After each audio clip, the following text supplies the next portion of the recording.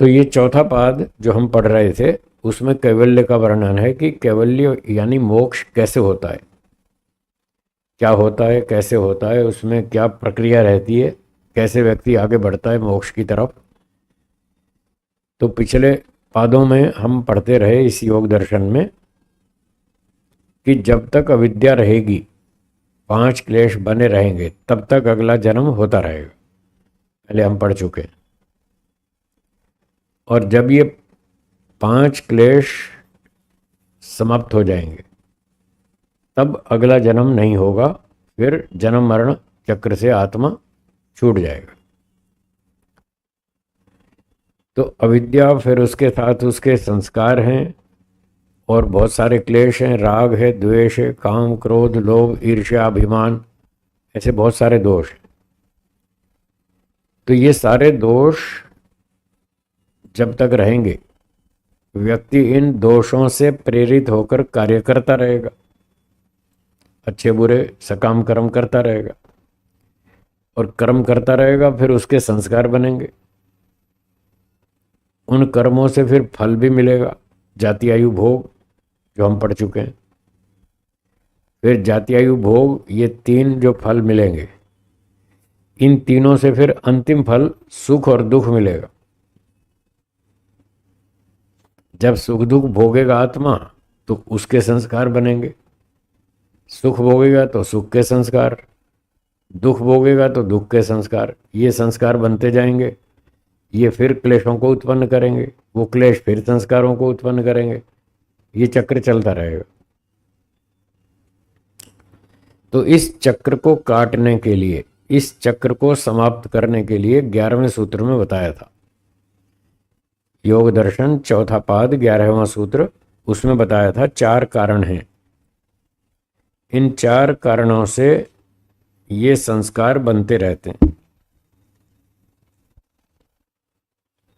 जिनके पास पुस्तक है वो खोल लीजिए, चौथा पाद 11वां सूत्र जो हमने पिछली बार पढ़ा था।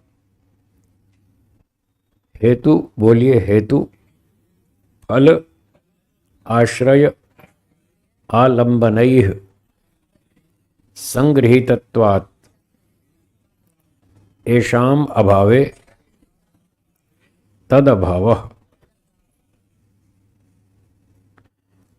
तो ये जो संस्कार हैं ये चार चीजों से बनते,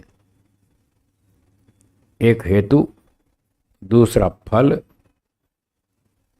तीसरा आश्रय और चौथा आलंबन। इन चार चीजों से संस्कार बनते रहते हैं। हेतु का अर्थ बताया था अविद्या। जब तक अविद्या रहेगी तब तक नए नए संस्कार बनते रहेंगे। अब बीच में गैप हो गया बहुत दिनों का, इसलिए मुझे कुछ बातें दोहरानी पड़ेंगी थोड़ी भूमिका याद कराने के लिए, इसलिए थोड़ा थोड़ा पीछे की बातें दोहराता हूं।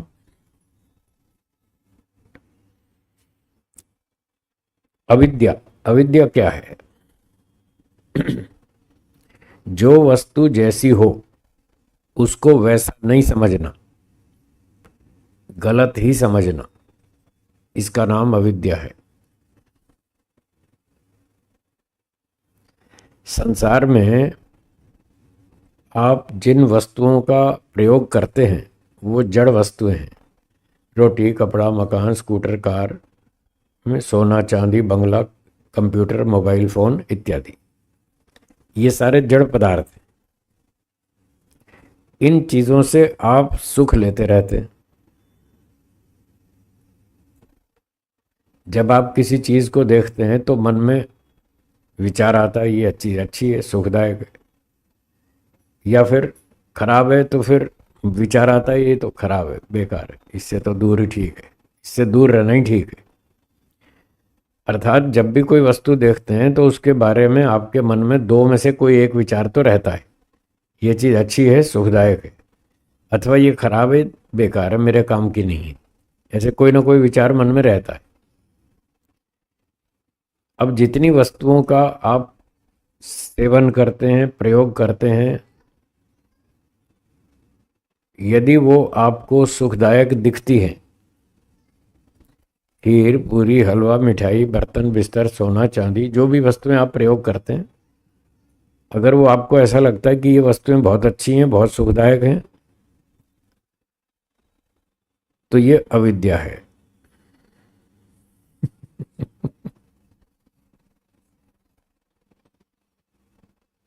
क्योंकि वो वस्तु जैसी है आप उसको वैसा नहीं समझ रहे, आप गलत समझ रहे हैं।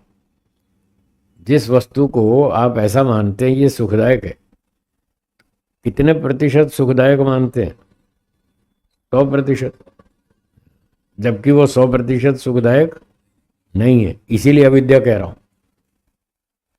वो वस्तु 100% सुखदायक नहीं है और आप उसको 100% सुखदायक मान रहे हैं। ऐसी नज़र से देख रहे हैं उस चीज़ को, ऐसी दृष्टि से देख रहे हैं कि ये वस्तु तो बहुत अच्छी है, और जाएंगे मॉल में और फटाफट खरीद लेंगे।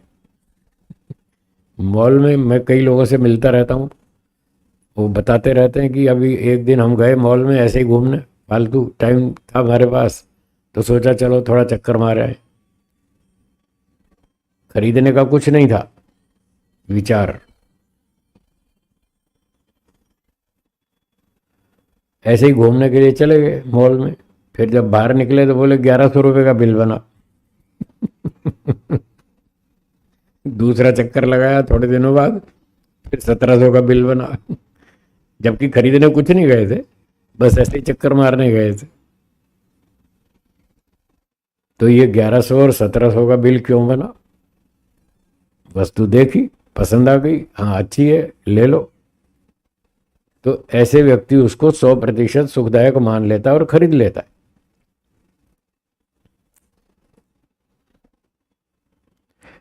कभी कभी मैं भी जाता हूँ मॉल में और ऐसे ही जाता हूँ खाली चक्कर मारने और 10 पैसे का सामान नहीं खरीदता, बस चक्कर मार के आ जाता हूँ, खरीदता कुछ नहीं। देख आता हूँ यहाँ क्या बिक रहा है, कैसे कैसे लोग सोचते हैं, कैसे कैसे लोग सामान बनाते हैं, कैसे कैसे बेचते हैं, क्या क्या खरीदते हैं। लोगों के मनोविज्ञान का अध्ययन करने के लिए मॉल में जाता हूँ, शॉपिंग करने नहीं जाता।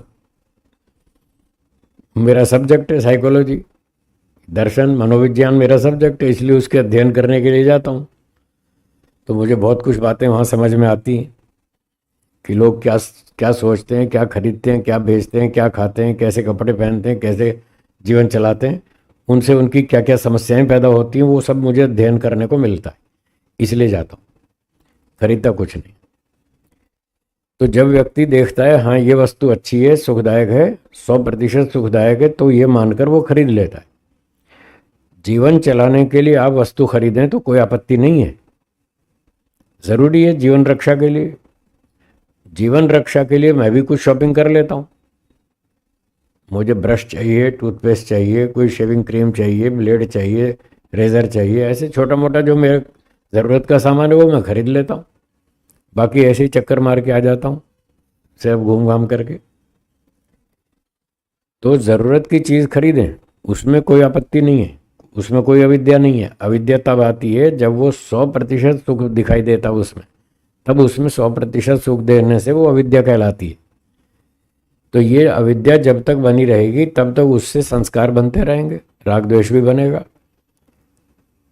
फिर राग होगा, फिर चीज़ खरीदेंगे, फिर उसका सेवन करेंगे, फिर सुख मिलेगा, सुख के फिर संस्कार बनेंगे, फिर उससे अविद्या और बढ़ेगी, बस ये चक्कर चलता रहेगा।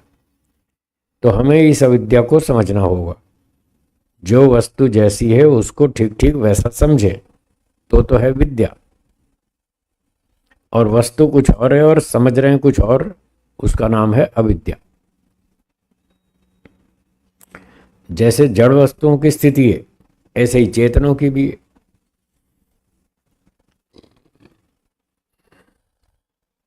कोई चेतन आत्मा,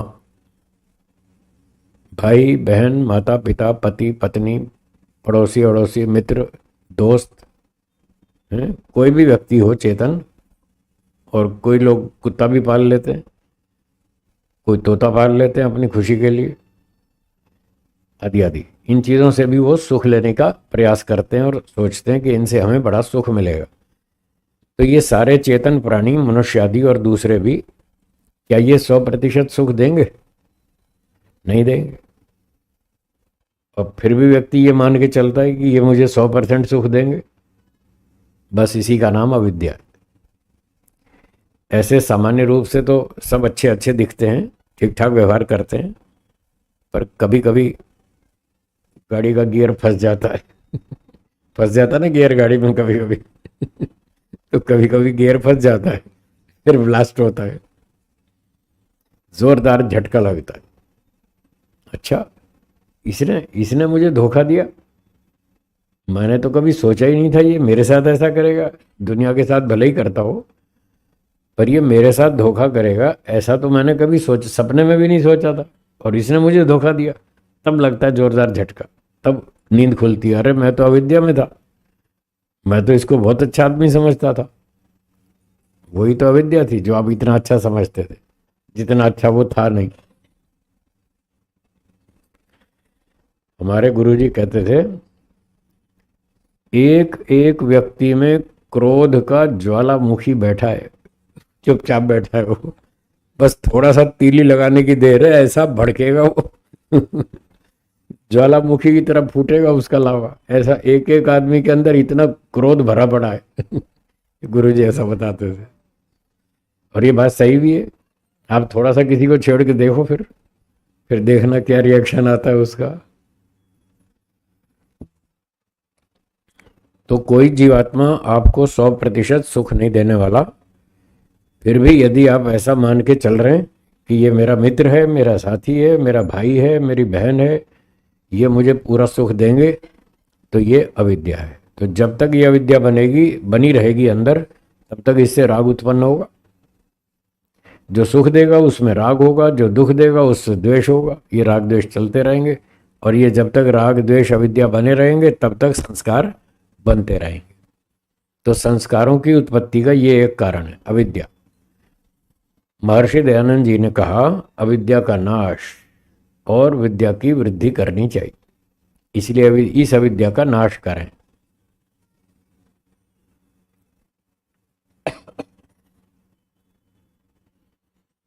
दूसरा था फल।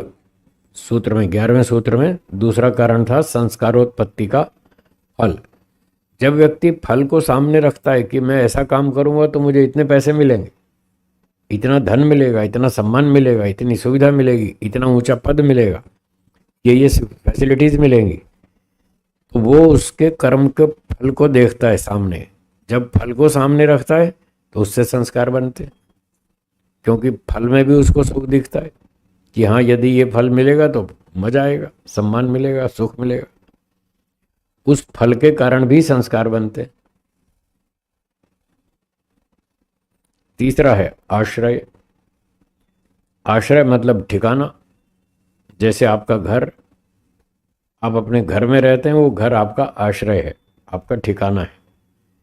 तो संस्कारों का जो ठिकाना है वो है मन, चित्त। मन में, चित्त में ये सारे संस्कार जमा होते हैं, और ये नए नए संस्कार बनते रहते हैं। कब तक बनेंगे? जब तक चित्त में भोगों को भोगने की प्रवृत्ति बनी रहेगी, संसार का सुख भोगने की प्रवृत्ति बनी रहेगी, तब तक वो, इसको शास्त्र की भाषा में बोलते हैं साधिकार चित्त। क्या बोलेंगे? साधिकार, अधिकार सहित। अधिकार का मतलब दबाव, प्रेशर। किसका प्रेशर? सत्वरजतम का। जब तक चित्त पर सत्वरजतम का प्रेशर है, दबाव है, तब तक उसमें नए नए संस्कार बनते रहेंगे। वो क्या है प्रेशर? कि संसार का सुख भोगना चाहिए, ये बहुत अच्छा है, इसका सुख भोगना चाहिए, ये प्रेशर है मन में। तो जब तक ये प्रेशर रहेगा तब तक व्यक्ति संसार को सुख की दृष्टि से देखेगा, और फिर वो उसको संस्कार बनते रहेंगे कि हाँ, संसार बहुत अच्छा है, इसमें खाना पीना, पार्टी में जाना, डांस करना, गीत संगीत का मजा लेना, ये सब करना चाहिए। तो इस तरह उसके संस्कार बनते जाएंगे। ये जब तक चित्त की ये स्थिति रहेगी तब तक बनेंगे। ये है तीसरा हेतु, आश्रय, तीसरा कारण संस्कारों की उत्पत्ति का, नए संस्कार बनते रहेंगे, पीछे वाले भी टिके रहेंगे उसी चित्त में।